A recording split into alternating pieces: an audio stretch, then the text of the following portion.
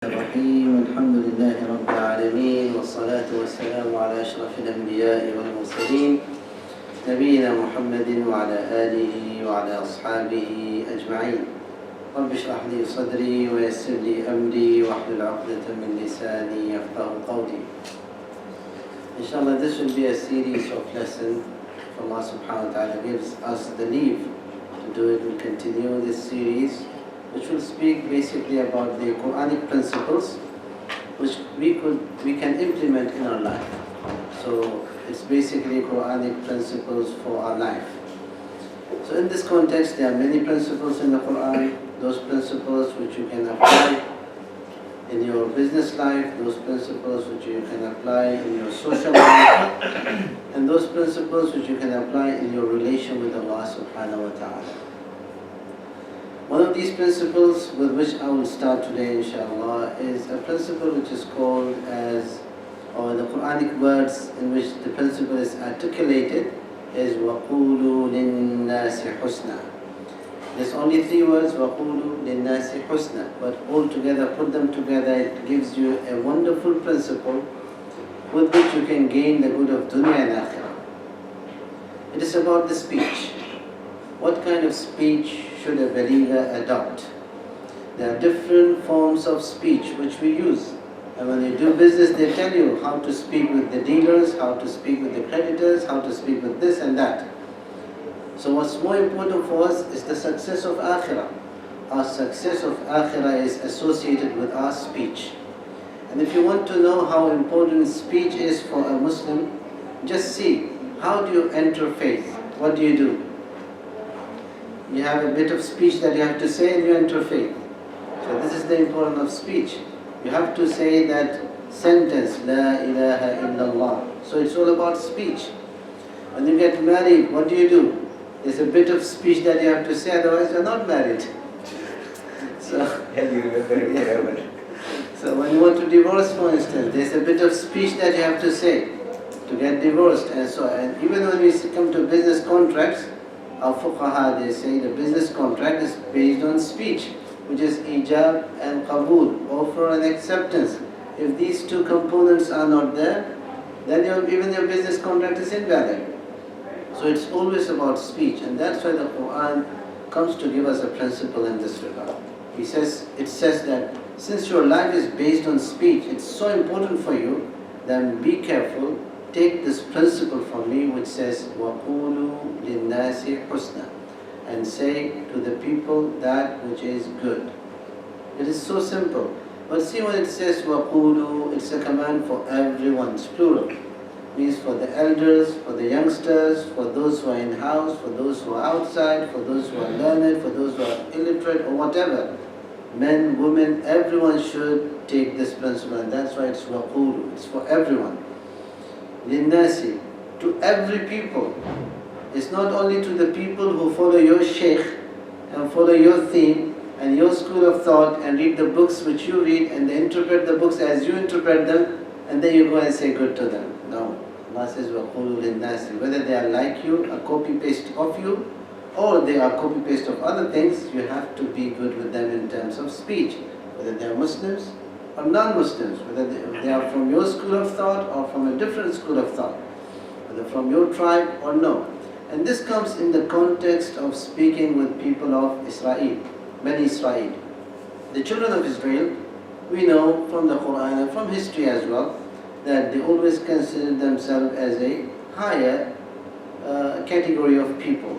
They are better race than others. They are the chosen children of God. This is how they used to describe themselves. So this led them, this concept which is there in their mind that they are chosen people, this led them to degrade others and ennoble themselves to a level that they degrade others. They look down to others. So here Allah subhanahu wa ta'ala says to them, وَقُولُوا لِلنَّاسِ حُسْنًا. You being a person or a member of Bani Israel, this doesn't mean that you are allowed to misbehave with others or you are allowed to degrade others. You are not allowed to do that. So if they are not allowed to do that, we are also not allowed to do that. In the context of advising and reminding Bani Israel, this verse comes actually. In Surah Al-Baqarah, verse number 83, Allah subhanahu wa ta'ala speaks, addresses Bani Israel and says to them, وَإِذْ أَخَذْنَا مِيثَاقَ بَنِي إِسْرَائِيلَ, that, O people of Bani Israel, remember that we took an oath from you. وَإِذْ أَخَذْنَا مِيثَاقَ بَنِي إِسْرَائِيلَ لَا تَعْبُدُونَ إِلَّا اللَّهَ, that you should worship none except Allah.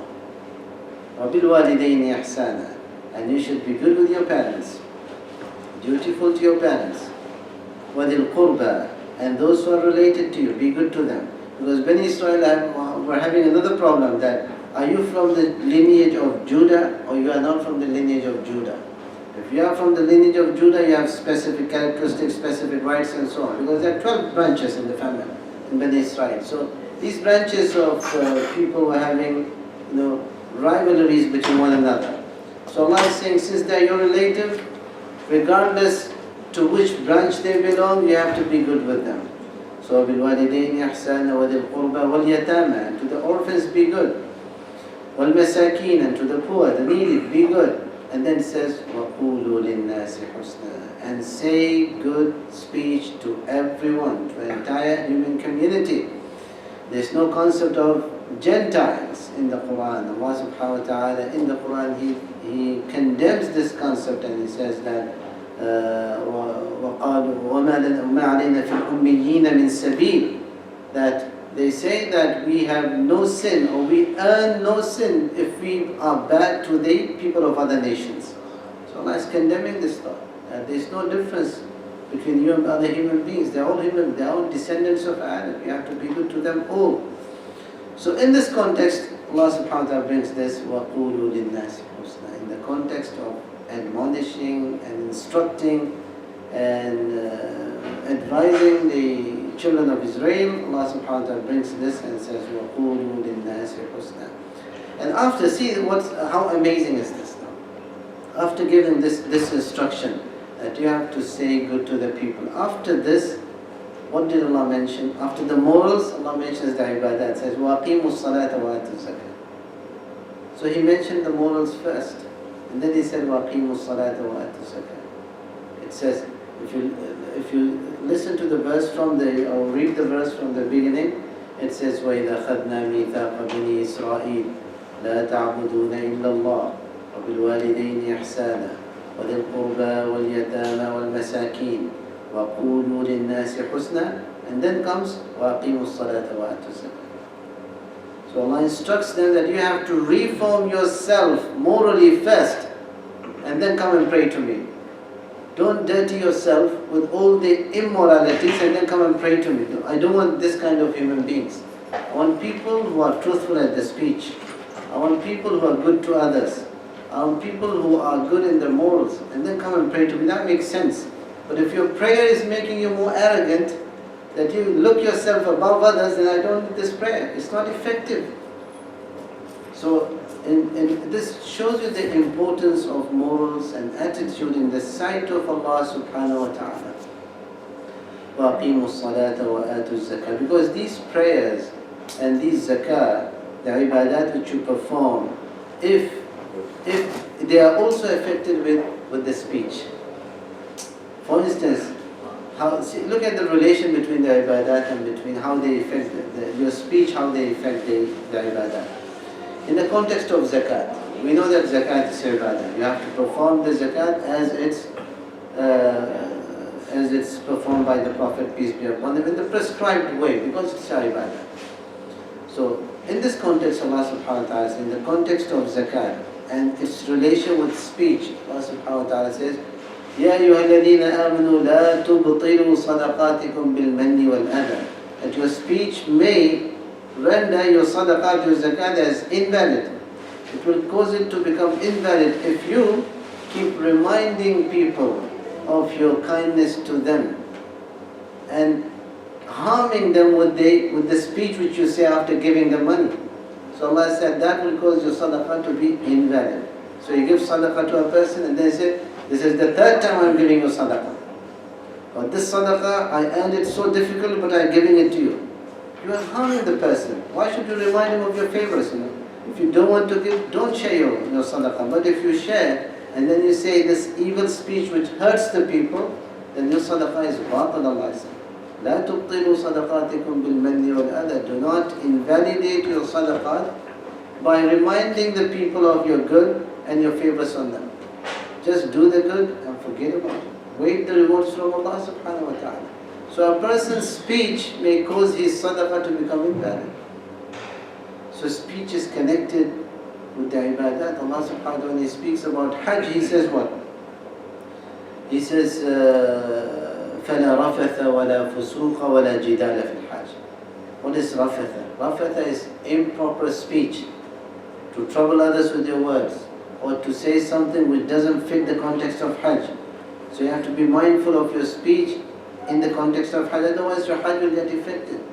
And so on, even your salah, your sawm. The Prophet ﷺ says about sawm that the person who can say improper words, then Allah doesn't need his sawm. Allah doesn't want him to be hungry and thirsty, because it's not reforming his words, his speech. So the speech affects everything in our life. Even our destiny gets affected by our speech. You may say something and it may affect your destiny. And we know from Surah Yusuf alayhi salam, that in Surah Yusuf alayhi salam said a line of speech which affected his destiny. He didn't know that this would be so effective. He said, رَبِّ السِّجْنُ أَحَبُّ إِلَيْهِ مِمَّا يَدْعُونَنِي إِلَيْهِ. He said to Allah that, oh Allah, for me it's more preferable to be in the jail than being with these women. So this sentence which he said, Allah made it true for him. Allah took him to the jail. So a person should be careful. Don't say improper things about yourself, about your family, about your ummah, about people who are around you, whether they are whether they are related to you or unrelated. In all circumstances, try to avoid improper speech. And that's why the Prophet, peace be upon him, says that to Mu'adh bin Jabal, when he was instructing him about things which leads to Jannah. The Prophet ﷺ said to him that, should I not summarize the whole thing for you after giving a lengthy lecture? He said, should I not summarize all those things to you? Then Mu'adh said, yes, summarize the whole thing which you said to me in few words. He said, in few words, the summarized version of what I instructed you today is, be careful about your tongue. That's the summary of all what I told you. Be careful about what you utter with your tongue. And Mu'adh was like, he said to the Prophet ﷺ, أَوَ نَحْنُ مُؤَخَذُونَ بِحَصَائِدِ أَلْسِنَتِنَا وَكَمَا قَالَ. That will Allah take us to an account for the words which we utter, these words which we say? It's mutalashi, you can't even see them. So the Prophet ﷺ said that وَهَلْ يُكَبُّ النَّاسُ عَلَى وُجُوهِهِمْ أَوْ مَنَاخِرِهِمْ إِلَّا بِحَصَائِدِ أَلْسِنَتِهِمْ أَوْ كَمَا قَالَ. That didn't you know that people majorly enter the fire of hell being pulled on their faces mainly because of what they say? Much of the people who enter fire, they enter it because of what they say. They say things and they don't care about it. And you know these words which we say, they have quantity and quality. Sometimes you say lots of good things of low quality. And you say one bad thing of high quality, very heavy bad thing. So that one bad thing, one word of bad thing, erases, ruins all the good things which you said. And sometimes you say one good thing and lots of bad things.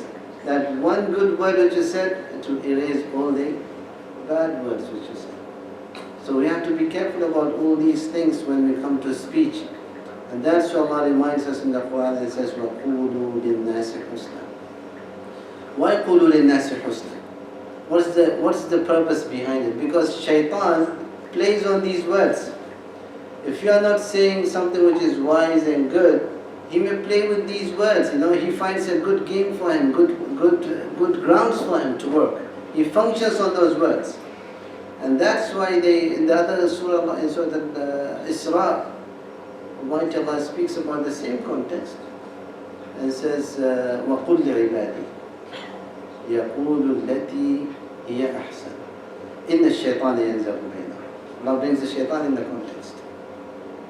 إِنَّ الشَّيْطَانَ كَانَ لِلْإِنسَانِ عَدُوًّا مُبِينًا وَقُلْ لِعِبَادِي. O Muhammad, say to my servants, what to say to them? يَقُولُ الَّتِي هِيَ أَحْسَنُ, that they have to say always that which is the best. Select the best of words for your speech.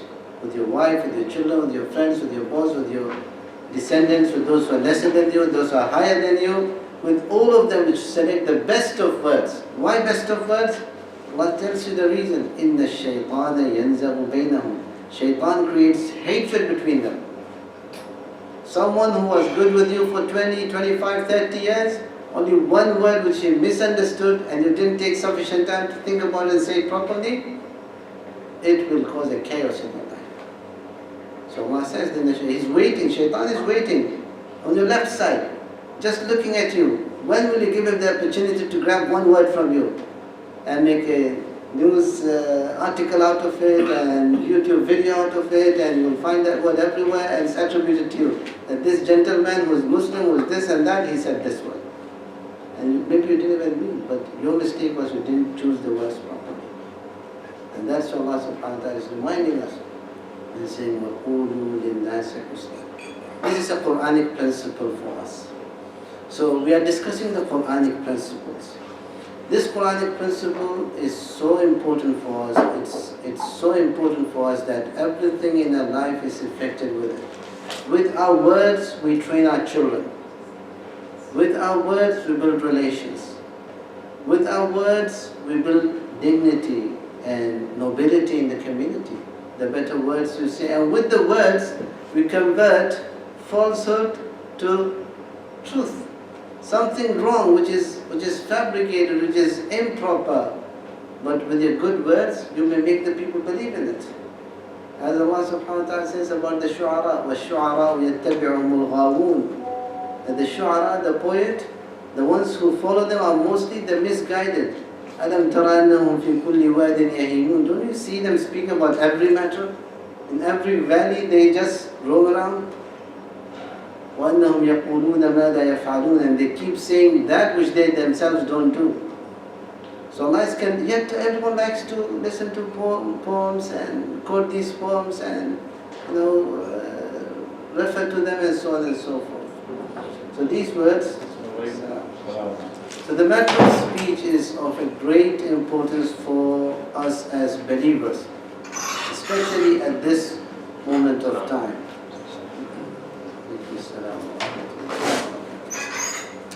As every principle is having some exceptions, even this principle is having an exception. Yeah, so this principle of وَقُولُوا لِلنَّاسِ حُسْنًا, Allah subhanahu wa ta'ala mentioned that this is an exception for it in the Quran, in Surah Al-Ankabut. In this surah, Almighty Allah subhanahu wa ta'ala says, وَلَا تُجَادِلُوا أَهْلَ الْكِتَابِ إِلَّا بِالَّتِي هِيَ أَحْسَنُ إِلَّا الَّذِينَ ظَلَمُوا. That do not argue or do not debate with the people of the book except in the best ways, except those who wrong you. Except those of dhulm, those who do dhulm to you, those who wrong you. In that case, you have an exception, you are exempted. Every principle is having exceptions. So this principle is in the case of dhulm, when somebody is wronging you, somebody is exploiting your goodness, exploiting your good morals, then you have to be careful. That because of you are good, he's exploiting you. So don't be a fool at that point. You have to know how to deal in that case. You have to know how to reach to your rights in that case. So that's the exceptional case which is mentioned in the Quran. Otherwise, the Quran always comes and reminds us of these words.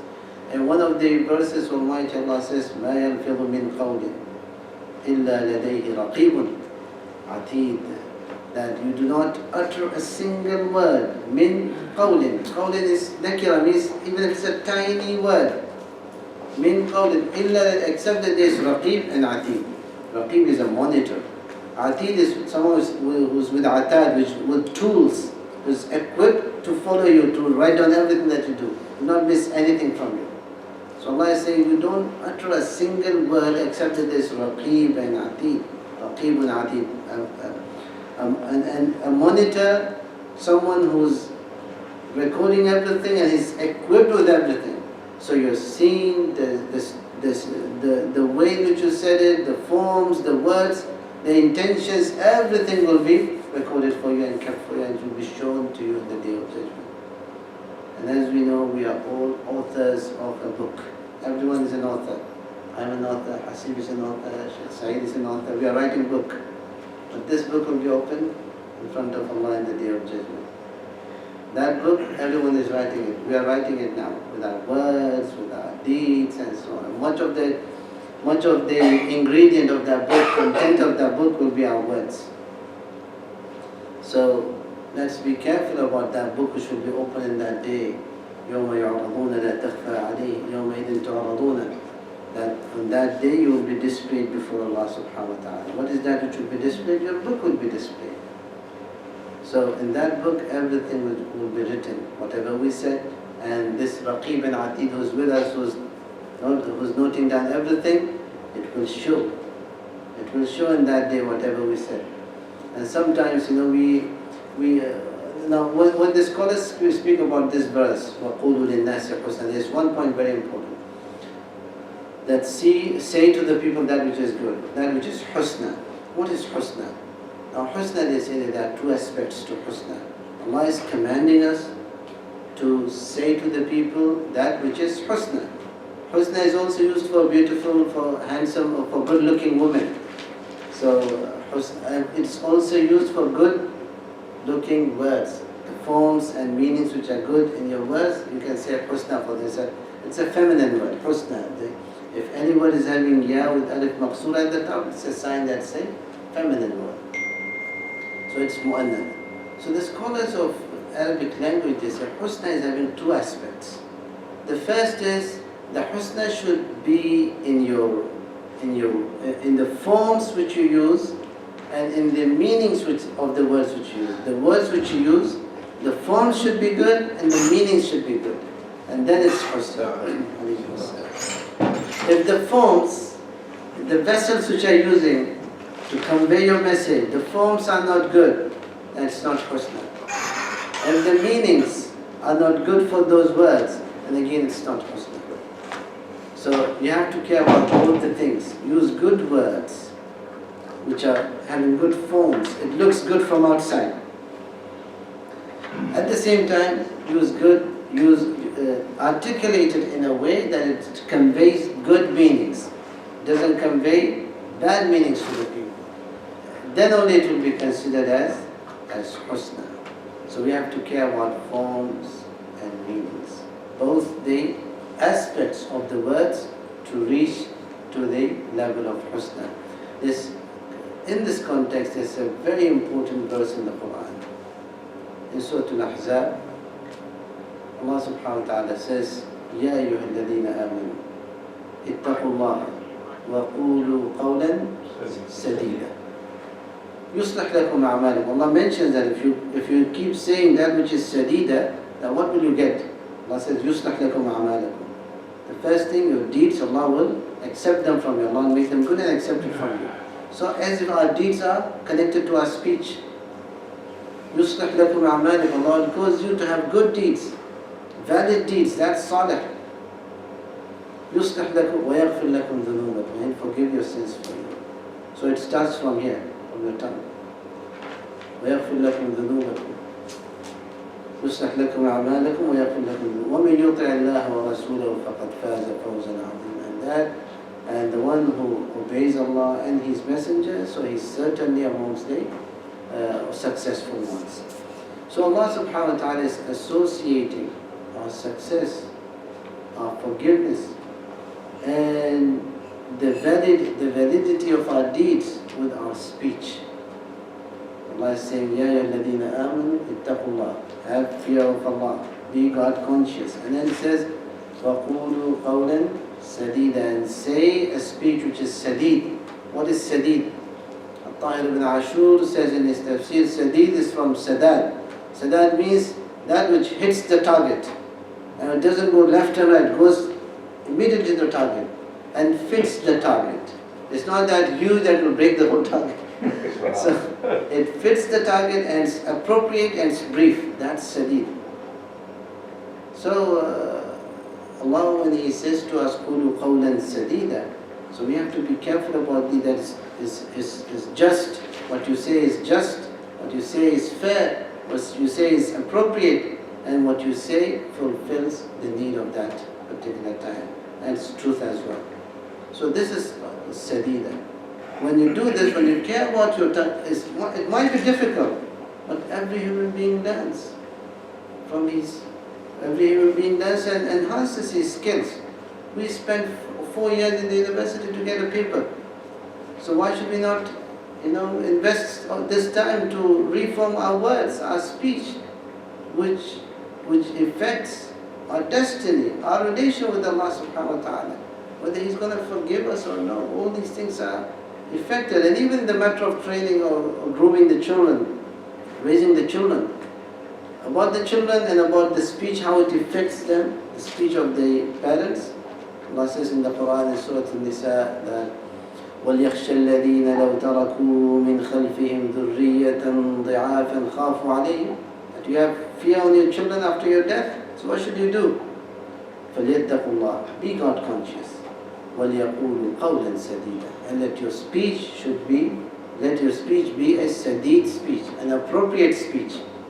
Think before you speak with your children. If you have fear upon them that they may become misguided after your death, Allah is giving you the solution here. The formula is be careful about your tongue. فَلْيَتَّقُوا اللَّهَ وَلْيَقُولُوا قَوْلًا سَدِيدًا. That they should fear Allah, they should be God conscious, and they should be careful about what they say, what they utter. You can say to your son, for instance, your son is writing on the wall, and you hate him writing on the wall. You can curse him, you can shout at him, you can stop him. But what would happen when you come again into the room? He's still writing there. And if you look, maybe he'll get frightened. Maybe he'll become sick because of what you do to him, because of the torture you give him.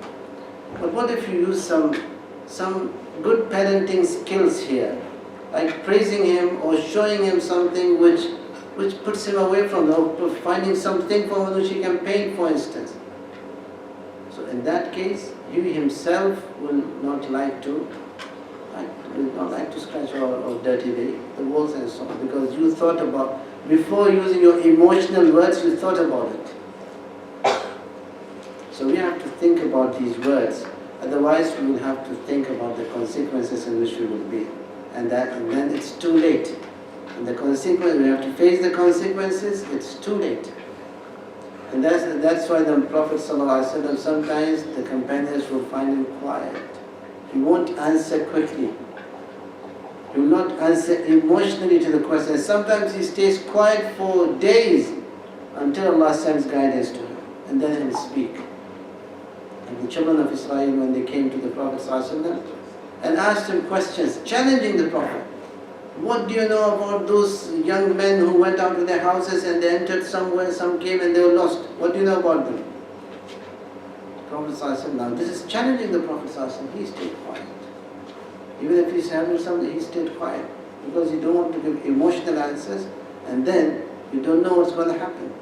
So waited until Allah sent down a revelation that tell them so and so and so and so. And the story of people of cave, of Surah Al-Kahf was conveyed to the people. They come to the Prophet and ask him about Dhul Qarnayn, that who's Dhul Qarnayn? And everybody knows Dhul Qarnayn is the very famous story of Cyrus and this and, but the Prophet didn't say anything. Until a revelation came to the Prophet ﷺ, وَيَسْأَلُونَكَ عَنْ ذِي الْقَرْنَيْنِ قُلْ سَأَتْلُو عَلَيْكُم مِّنْهُ ذِكْرًا. So the Prophet ﷺ narrated the story to the people. This was the approach of the Messenger ﷺ. And this should be the approach of every human being. Think about what you say and then speak. And we should know that we have a principle in Islam that what you write is like what you speak.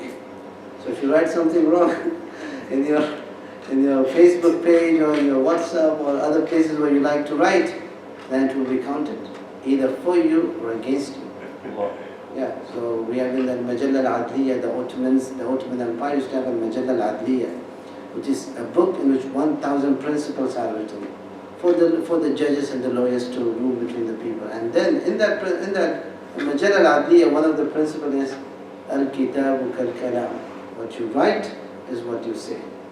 So you have to be careful about it. Why did Allah condemn the people of Bani Israel? The scholars, the rabbis amongst them, because they used to write that which displeases Allah subhanahu wa ta'ala. So Allah dislikes those people who write things which displeases Him, which is not fair, which is not just, through which you harm others or convey an improper message to others. So these things, a person is accountable for them. Therefore, this principle is considered to be an essential principle to reform our life. If we understand this principle and implement it properly in our life, we will be successful. This is what Allah subhanahu wa ta'ala says to us. وَقُولُوا لِلنَّاسِ حُسْنًا. And why Bani Israel were not successful? The same verse number 83, if you go to the end, it says, وَقُولُوا لِلنَّاسِ حُسْنًا وَأَقِيمُوا الصَّلَاةَ وَآتُوا الزَّكَاةَ ثُمَّ تَوَلَّيْتُمْ. You people turned your face away from this covenant which was taken from them, from you. ثُمَّ تَوَلَّيْتُمْ إِلَّا قَلِيلًا مِنْكُمْ وَأَنْتُمْ مُعْرِضُونَ. Except for few of you, they attached themselves to the covenant. But much of you, majority, you didn't keep the covenant. And that's why they were cursed by Allah subhanahu wa ta'ala. So if they were cursed by Allah as being descendants of prophets, because they didn't keep the covenant. A part of the covenant is to say to the people that which is good. If they were cursed for that, then others who will not keep the covenant with Allah subhanahu wa ta'ala and they not mind their tongue, they will receive a similar punishment from Allah subhanahu wa ta'ala. The Prophet sallallahu alayhi wa sallam, Abu Bakr radiallahu anhu, would hold his tongue and say that this is the tongue, this is the thing, this is the organ which leads me to destruction.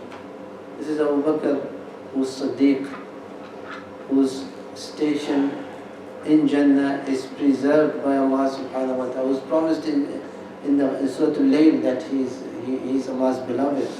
It's there. He's from the muttaqeen. وَمَا مَنْ عَطَى وَاتَّقَى وَصَدَّقَ بِالْحُسْنَى. So he's being praised, yet he's saying that this is the organ, holding his tongue, and saying this is the organ which leads me to destruction. Therefore, this principle is one of the essential principles for us. وَقُولُوا لِلنَّاسِ حُسْنًا. This term, by the way, وَقُولُوا لِلنَّاسِ حُسْنًا, or this message is conveyed in different verses in different ways. In Surah Al-Isra, as we mentioned, it's mentioned there, but in different words. In Surah Al-Ankabut, it's there, but in different words. And in Surah Al-Furqan, see how Allah subhanahu wa ta'ala praises the believers. In Surah Al-Furqan, Allah subhanahu wa ta'ala mentioned 11 descriptions for the most beloved servants of Allah. Last page of Surah Al-Furqan, تبارك الذي نزل الفرقان على عبده ليكون للعالمين نذيرا. Then it says وعباد الرحمن الذين يمشون على الأرض هونا وإذا خاطبهم الجاهلون قالوا سلاما والذين يبيتون لربهم سجدا وقياما والذين يقولون ربنا اصرف عنا عذاب جهنم إن عذابها كان غراما, till the end of the verses, which is the first description for these people. Many descriptions are there, mashallah. The first description, يمشون على الأرض هونا وإذا خاطبهم الجاهلون قالوا سلاما. That when the jahilun, ignorant people, come to speak to them, they say salam. They don't speak, they don't argue with them, because these are jahilun, ignorant people. And I cannot, enter a conversation with these people, otherwise I have to be like them. So they avoid conversations and debates and arguments with jahilun. People who are uncivilized, they avoid them, because they will cause them to become angry and emotional and react with them in an improper way and maybe fight one another. So that doesn't fit a believer. So the first description for these, Ibadur Rahman, Ibad is a praising word for the servants whom Allah subhanahu wa ta'ala likes. Allah never uses in the Quran the word Ibad for people whom He dislikes. It's always used for those who are beloved to Allah. So Allah says Ibadur Rahman. He can say Ibadi, as He said in another person, but He says Ibadur Rahman. These are the servants of the Rahman. So He attributes them to Himself. He's attaching them to Himself, to Rahman. And then He's saying that they walk humbly on the land. If the ignorant speak to them, they just say, greet them and leave them alone. They don't involve themselves with those improper people. It is truly difficult for a person to control his tongue in all circumstances. In many cases, a person tries and he fails. But with trying and with intention, Allah subhanahu wa ta'ala will give you success at the end of the day. So we need sabr in training ourselves. Unless we train ourselves, we won't be able to control our tongue. Imam Al-Ghazali, when he speaks about the tongue, he speaks about afatul lisan. That there are calamities in the tongue. When you make riba, that's a calamity. When you say lies, that's a calamity, that's a musibah. And when you say unfair things about others, that's a calamity. When you do namima, for instance, namima is such a hated thing in the Quran. Hammaz al-Masha'in bi namima, Allah says in the Quran.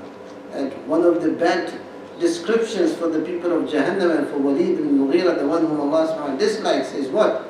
Is Hammaz al-Masha'in bi namim. He works on the land and creates namima. Namima means you cause people to fight one another. With what? With your speech. You say something to this guy and something to this brother and they start fighting. That's namima. So Allah is saying these are the evil things which Allah dislikes. So half of the sins which are committed by people is due to the tongue, due to the speech which they don't care about. They take it easily. But Quran is not taking it easily. Don't we read Surah Al-Humazah? وَيْلٌ لِكُلِّ هُمَزَةٍ لُمَزَةٍ. See how delicate these verses are, how precise these verses are. It's not speaking about words, it's also speaking about gestures and indications which you make with your hand. Those are words which you say. So if you make an action which means something to the people, then you are from Humaza and Lumaza, because it's a hated action. And it's counted. You make an action with your eye, for instance, or with your hand, which people understand that this is not a good action, but you didn't say anything. How Allah will take you to an account for this? It is based on your intention and your action. That thing will be counted as if you said it. So that's Humaza and Lumaza. Even the signs which you give with your eyes, with your tongue, with your sometimes just with your lips, you give a sign to others. It's communication. They understand what you're trying to say. Don't say that I didn't say. You said that. That sign which you gave is sufficient for them to understand what you want to say. And you are in the category of Humaza and Lumaza. وَيْلٌ لِكُلِّ Woe to the people of Humaza and Lumaza. So in this context, we have to be very, very careful when we come to speak. Whether it's about forms or meanings or gestures or indications or signs or written bits, write-ups you make, whatever you do, it's counted as speech and you will be accountable for it in the Day of Judgment. That's why we say that this is an essential principle for us as believers. وَقُولُوا لِلنَّاسِ حُسْنًا. Likewise, there are more principles in the Quran. إِنَّهُ مَن يَتَّقِ وَيَصْبِرْ فَإِنَّ اللَّهَ لَا يُضِيعُ أَجْرَ الْمُحْسِنِينَ. This is a principle in the Quranic principle, which means that he who is having taqwa and patience, then definitely Allah will never ruin his ajr. Allah subhanahu wa ta'ala says in the Quran, وَلَكُمْ فِي الْقِصَاصِ حَيَاةٍ. In retaliation, there is a life for you. This is a Quranic principle. Another place Allah subhanahu wa ta'ala says, وَمَن يَتَّقِ اللَّهَ يَجْعَلْ لَهُ مَخْرَجًا. He who fears Allah, Allah will find a way for him out of the problems he's suffering. Likewise, there are many, many principles in the Quran. We'll try to touch upon these principles in coming lessons, inshallah. We'll keep it till here, and Jazakumullah khair for attending this session. وبارك الله فيكم وغفر الله لنا ولكم. اللهم اغفر لنا وارحمنا وعافنا واعف عنا واختم بالصالحات أعمالنا. اللهم آت نفوسنا تقواها وزكها أنت خير من زكاها أنت وليها ومولاها. اللهم اغفر لنا ولوالدينا وللمسلمين والمسلمات وارحمنا يا رب العالمين وعافنا يا رب العالمين. O Almighty Allah, you know that we are weak servants. We make mistakes, O Almighty Allah. We confess in front of you, Almighty Allah, that we make mistakes. We never become arrogant in front of you. We are your weak servants, O Almighty Allah. We humbly present these words to you, Almighty Allah. to forgive our sins and overlook them. Almighty Allah, you are great. Your rahmah is great. Your rahmah is greater than our sins and shortcomings. So deal with us with your rahmah, your Almighty. وصلى الله على نبينا محمد والحمد لله رب العالمين. جزاكم الله خير. Sheikh, can I ask you one question regarding the salam? Since Allah is telling, there are two occasions I understand that salam is told to non-Muslims. Jahil, I think I understand they are non-Muslims, I don't know. But Ibrahim alayhi salam is saying salamun alaykum to his father. But according to what I understand, because we are not supposed to say salamun alaykum to non-Muslims. There's a full form of salam, just like assalamu alaykum wa rahmatullahi wa barakatuh and maghfiratun and these things. The full form of salam is better to avoid, because that's very Islamic, that's like a dua, which fits the believers. But the word salam, it fits everyone, whether Muslims or not. You just say to us then... Then just reply by saying salam. And amongst the scholars, there are such who say that if they said full salam to, then you have to reply with full salam. Really? Because this is a Quranic command. If somebody says salam to you, then to reply equal salam or better salam. Like if the non-Muslims are If they said the full thing, then you can say the full thing to them. That's an example. Jazakallah khair, Sheikh, mashallah. Nice to meet you again. In fact, I'm happy to see you. A bit late today. I missed it. So I'm afraid of difficult questions, so we'll wind up here. It's related to the subject to me. Maybe the sisters, if they have any question, you have only 3 seconds to present the questions.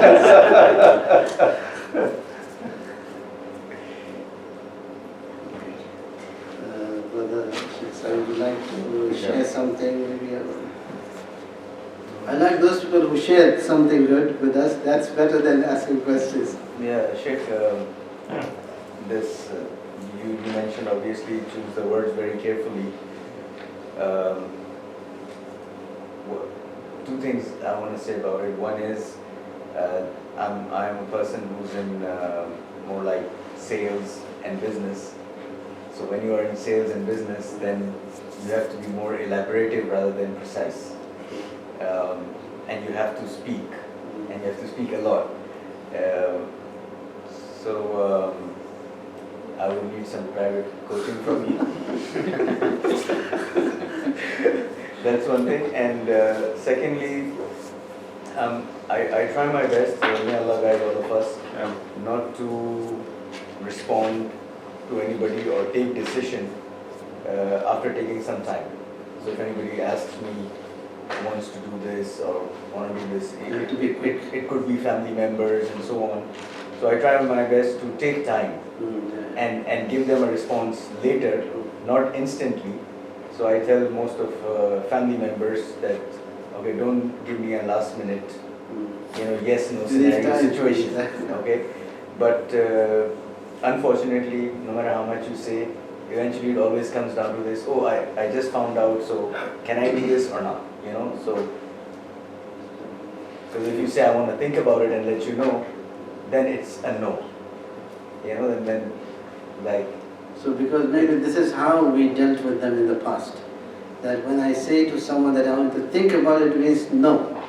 So they are used to this. No, not that way. I'm just saying that, for example, let's say if a kid wants to go for a picnic, with school, and they can ask you a week before, you can think about it, you can define your approach, you can discuss with the kid, what are the goods and the bads about it and so on. But if a kid comes over and says, well, today is the last, we have to fill the form and I have to submit it tomorrow, if I don't, then I can't go. So what they do is generally they try to bring it down to that level when you will not say, let me think about it, because if you think about it, that would, in other words, means you will say no. So you say yes, because you have actually brought it to the stretch. So how do you deal with? But you still need some time, at least makes 2 rak'ah istikhara. So if they miss it, it's because of them being so late, Yeah, okay. Sheikh, I just want to share something with everyone.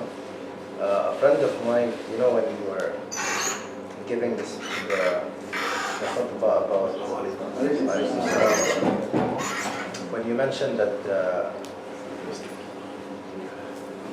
Rasul alayhi salatu salam, he used to keep quiet and he used to take his time to respond, to avoid responding while being angry or emotional. So there is this story I want to share. Like a friend of mine shared it with me. You left me And louder. it was Rasul alayhi salatu salam was there, and there was another companion. I don't know who that companion was. So someone was trying to aggravate that companion, and that companion was keeping quiet. He was ignoring, keeping quiet, and that other guy was very persistent. So all that time, Rasul was sitting beside him. When he responded, Rasul he left. So then that companion was like, "Why are you leaving?" He was like, "I kept quiet all that time because you were patient and quiet. But the minute you started responding and debating with the guy, the shaitan came in between. So I don't sit in a place where there is, where shaitan is associated." So This is a good lesson for everyone. When you are angry, and then you in an angry mood, you go and respond, the shaitan comes in, because the shaitan runs in your body like blood, That's all. Barakallahu feekum wa jazakumullah khair. I will not take much of your time. You can go back to your houses and sleep, inshallah. Have a good Jummah tomorrow. Assalamu alaikum wa rahmatullahi wa barakatuh.